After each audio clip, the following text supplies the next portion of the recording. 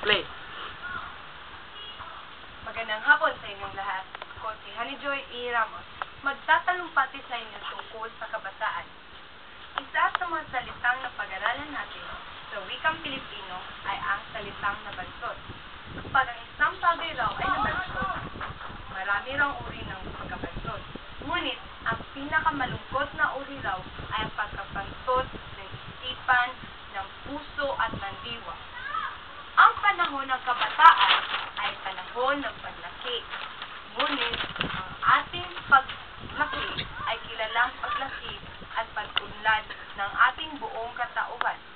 Hindi naman ang ating sukat at timbang, kung poste man ang ating taas at kapuson man ang ating likat, ngunit kung ang pag-iisip naman natin kakulisap lamang kay pangit na kabansutan.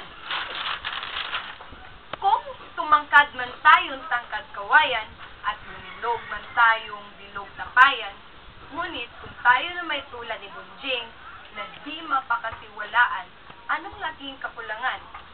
Kung magkakatawan tayong katawan Tarzan at mapatalas tulad ng isipang sintalas ng kay Rizal, ngunit kung ang ating kalooban na may itim ng duwende ng kasamaan, anong kapisalaan para sa kinabukasan? Kinabukasan, kabataan, tayo raw ang pag-asa ng sinambayan. Tayo raw ang maghahatid sa kanya sa langit ng kasaganahan at karangalan o hihila sa kanya sa puti ng kahirapan at kakahiyaan. Ang panahon ng pagkilos ay ngayon, hindi bukas, hindi sa isang taon, araw-araw ay tumutuwid tayong palangit o bumabuloktot naman tayong paputik. Tamang-tama ang sabi ng ating mga ninunong, kung ano raw ang kinamihasnan ay siyang pagkakatandaan. Huwag nating akalaing mapagpapabaya tayo ng ating pag-aaral.